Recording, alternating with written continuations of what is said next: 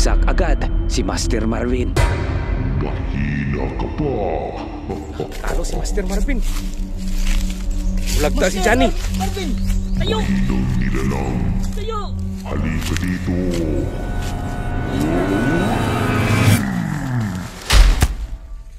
Lumabas sa katawan ni Master Marvin ang natitirang kapangyarihan ng itlog ng Fallen Angel.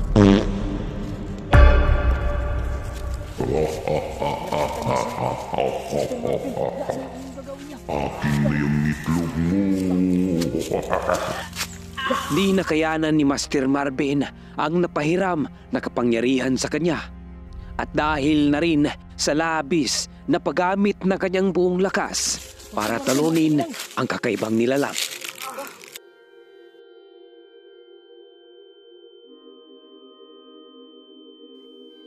Nawala si Master Marvin sa kanyang sarili. Parang nila ako. At bumagsak.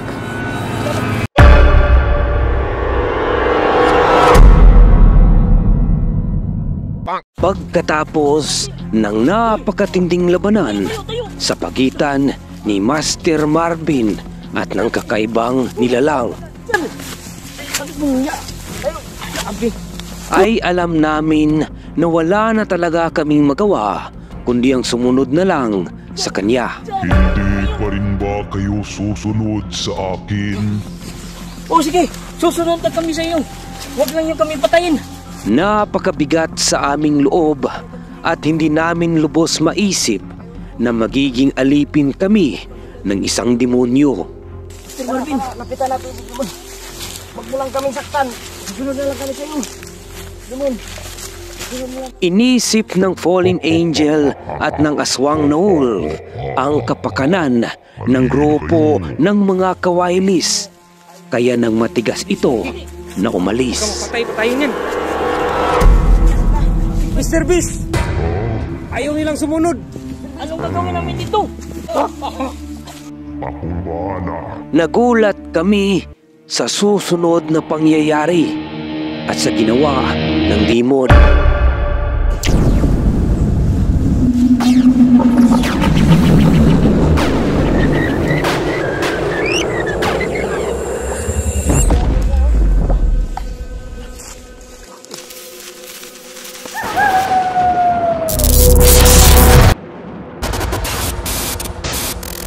Ginamitan niya ng itim na mahika upang maging alipin ang Fallen Angel at ang Aswang Noel. Dahil siguro sa kapangyarihan. Mga alagad, halina kayo. Boss, wala kami baka. Sila'y naging alipin at puppet. Lumakad na wala sa kanilang mga sarili. Naging alipin yung Oo nga, Fallen Angel. parang wala sa kanilang sarili. Grabe yung kapangyarihan ng Hillboy na to. Grabe yung pagkalakas talaga. Taas na ang dadalhin ng ang demonyo.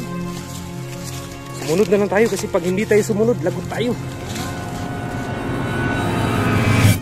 Sa kalagitnaan ng aming paglalakad, ay biglang tumigil ang demon. Sumunod tsaka yung Fallen Angel. Grabe na kapangyarihan. Bakit tumigil? Dito tayo maghihintay. Dito tayo maghihintay. Oo. Ano? Kanina na dyan. Kaya lakas loob ko itong tinanong kung anong sadya na dito sa daigdig. Sadya mo dito sa lupa. Ano ba yung hinahanap mo? Hinahanap ko ang puting mutya mula sa pinakamalakas na nilalang dito sa lupa. Sino yun? Ang puting aswang At talaga namang nakakagulat ang aming mga natuklasan. Ibig sabihin may puting aswang na wolf din. Oo. Yan bang hinahanap mo? Oo. Bakit ano ba yung mangyayari sa iyo kapag nakuha mo yun? Magandang tanong yan. Dahil ako na ang magiging pinakamalakas na nilalang sa buong mundo.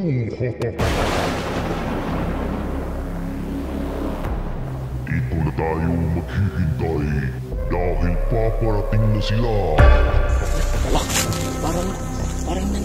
Nalaman niya kung ano yung mga pangyayari. Ibig sabihin, papunta sila rito. At kaya pala kami tumigil ay dahil nararamdaman niyang papunta na ang grupo ng mga kawailis sa aming lokasyon kasama ang puting aswang na wolf.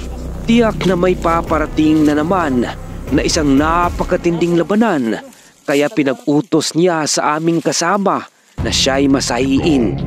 Halika dito. Masahiin mo ko. Masahi daw dyan. Ayoko. Hindi pumayag si Johnny dahil alam niya kung gaano katindi ang baho ng kilikili ng demon. Naging aswang na wolf. Dyan! Masahi mo dyan! Pero wala pa rin siyang magawa Alam mo naman yung kamandag niyan. kaysa naman lapain ng aswang na wolf at maging zombie ulit. Boss, ano ba yung reward namin pag nakuha mo yung mutya? Malaki. Malaki daw. Yaman ba kami niyan? Higit pa sa yaman. Makakabili na kami ng sports car. Kahit spaceship pa. Kahit ano. Terbis. Ito si Marvin may kahilingan. Parang gusto niya magkaroon ng asawa. Bibigyan ko siya ng napakaraming asawa. Maraming asawa. Ilang sandali pa ay bumungad na sa amin ang grupo ng mga kawailis. Kasama ang makapangyarihang puting aswang na wolf.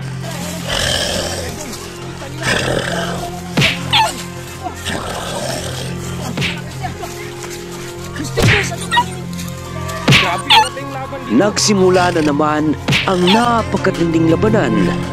Alipin na fallen angel kasama ang itim na aswang na wolf.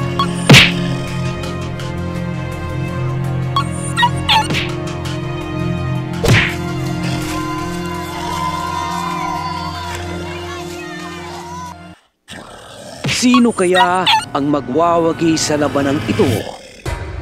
Abangan sa susunod na episode.